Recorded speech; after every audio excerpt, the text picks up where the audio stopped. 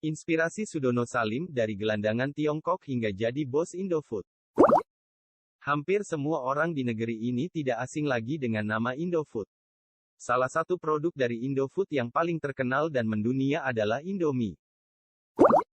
Bisa dikatakan, seluruh penduduk Indonesia pasti pernah mencicipi produk mie instan yang satu ini. Baik kelas ekonomi bawah, menengah, ataupun atas pasti menyukai produk cepat saji tersebut. Hebatnya lagi, produk andalan Indofood tersebut ternyata juga sangat digemari di mancanegara. Salah satu peminat utama dari produk ini adalah negara-negara Afrika. Contohnya Nigeria, di negara tersebut, Indomie sudah seperti menjadi panganan pokok mereka sehari-hari. Karena kepopulerannya dan banyaknya orang yang mengonsumsi produk tersebut di negeri yang terletak di benua hitam itu, di beberapa supermarketnya, Indomie disebut sebagai Nigerian Chicken Noodles. Kesuksesan dari Indofood hingga menjadi salah satu merek kebanggaan Indonesia yang terkenal hingga skala internasional ternyata berawal dari seorang yang sangat miskin.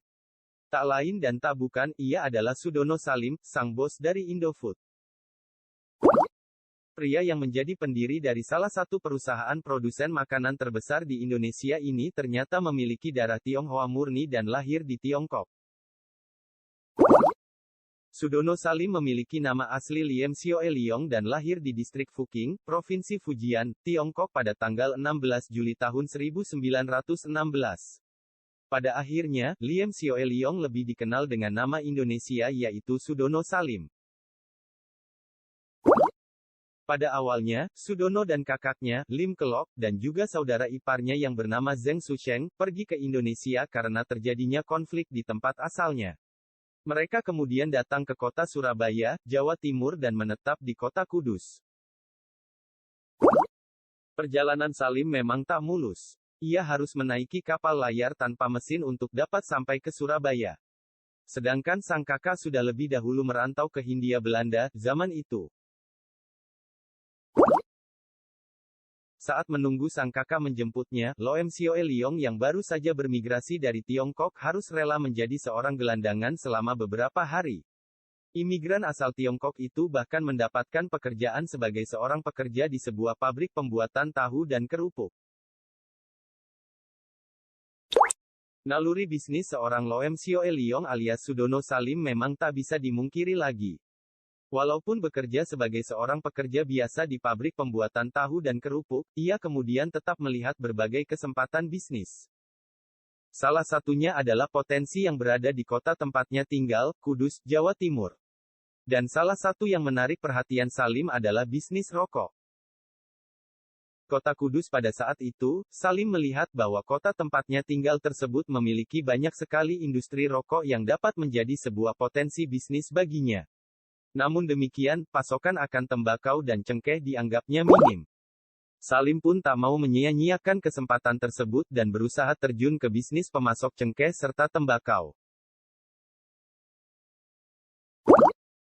Bisnis tembakau dan cengkeh yang dijalankannya pun cukup sukses dan sedikit demi sedikit membesar hingga imigran asal Tiongkok ini layak disebut sukses.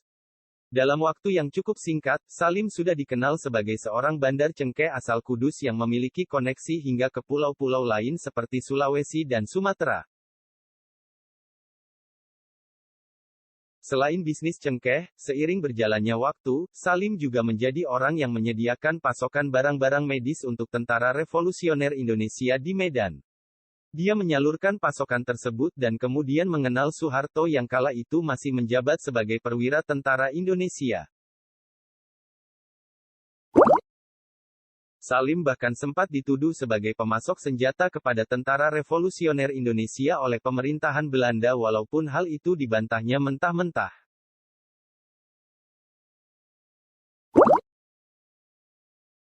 Selayaknya bisnis-bisnis lainnya, usaha perdagangan cengkeh yang dijalankan Sudono Salim juga mengalami hambatan besar.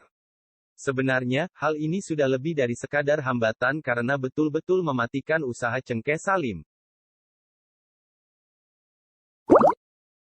Setelah Indonesia merdeka, Sudono Salim memutuskan pindah tempat tinggal ke ibu kota, Jakarta. Di sini, ia bekerja sama dengan beberapa perusahaan asal Tiongkok dan Hong Kong untuk menjadi pemasok utama produk kebersihan berupa sabun kepada Tentara Nasional Indonesia. Eksplorasi bisnis yang dilakukan Salim tidak hanya sampai di situ. Melihat bahwa kesulitan ekonomi cukup menjadi masalah di awal terbentuknya pemerintahan Indonesia, Salim kemudian mendirikan sebuah bank bersama Mokhtar Riyadi, orang kepercayaannya. Bank tersebut diberi nama Sentral Bank Asia yang kemudian hari berganti nama menjadi Bank Sentral Asia yang kita kenal hingga saat ini. Tidak sampai di situ, Bogasari merupakan salah satu perusahaan Sudono Salim yang paling berkembang dan menjadi raksasa. Melihat hal tersebut, Salim kemudian menciptakan sebuah perusahaan yang memproduksi makanan olahan tepung terigu berupa mie instan. Pertama kali diluncurkan, Indomie hanya punya produk unggulan Indofood, dua varian rasa yaitu sari ayam dan sari udang. Inovasi dari pilihan rasa Indomie terus dikembangkan hingga saat ini produk tersebut sudah pernah memiliki puluhan jenis rasa. Perusahaan tersebut diberi nama Indofood dan produk mie instan itu diberi nama Indomie yang resmi didirikan pada tahun 1990. Indofood langsung menarik perhatian masyarakat dengan produk-produknya.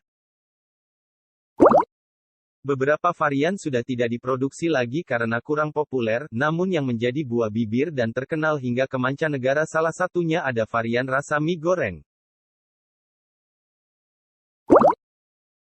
Indomie menjadi sulit ditinggalkan oleh mereka yang sudah mencobanya karena memiliki harga yang relatif murah, rasa enak, dan memiliki kalori yang cukup sebagai menu makanan pokok.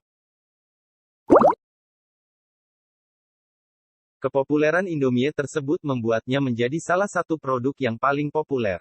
Pada tahun 2016, Indomie bersama Coca-Cola dan Lifebuoy masuk ke dalam deretan 10 produk yang paling banyak dibeli di atas planet ini. Bahkan, kepopuleran Indomie layak membuatnya dijadikan ikon Indonesia. Kedatangan Sudono Salim ke Hindia Belanda pada saat itu demi memperbaiki hidup karena kacaunya situasi negara asalnya menjadi hal yang sangat positif, bagi Salim sendiri ataupun bagi masyarakat Indonesia. Tanpa Salim, tidak akan ada produk-produk yang ia pasarkan dan membantu kelangsungan hidup banyak masyarakat di Indonesia. Sayangnya, pria yang namanya sudah menggema ke seluruh dunia ini wafat pada usia 1 bulan sebelum ulang tahunnya yang ke-96. Pria kelahiran Fujian, Tiongkok yang berusia hampir 1 abad ini harus menghembuskan nafas terakhirnya karena sakit di Rumah Sakit Rafle, Singapura, pada tanggal 10 Juni tahun 2012 silam. Walaupun sudah tidak hidup dalam bentuk fisik di dunia ini, namun Salim akan terus berada bersama produk-produknya yang menggema ke seluruh penjuru dunia. Nah, dari kisah Sudono Salim ini, dapat disimpulkan bahwa kita harus berani mengambil keputusan dan tidak ada kesuksesan instan. Keputusan yang dibuat seorang Sudono Salim untuk bermigrasi ke Hindia Belanda pada saat itu dengan mengikuti jejak kakaknya ternyata pada akhirnya berbuah manis.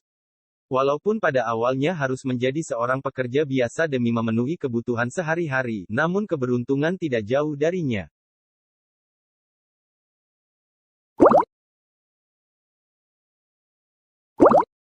Dengan diberikannya modal untuk memulai usaha cengkeh, Salim berhasil menjadi sangat sukses dan merajai sektor bisnis lainnya. Semua itu adalah buah dari pengambilan keputusan yang matang dan usahanya untuk tidak menyerah walau sempat jatuh.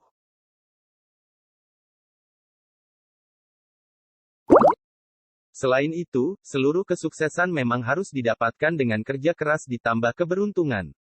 Semua tidak ada yang instan, kecuali mie instan. Produk buatan Salim yang disebut sebagai mie instan, Indomie, saja harus dimasak terlebih dahulu, bukan? Bagaimana dengan Anda? Demikian kisah perjalanan pengusaha sukses Sudono Salim. Semoga dapat bermanfaat untuk teman-teman ya. Sampai jumpa di kesempatan yang lain. Dadah.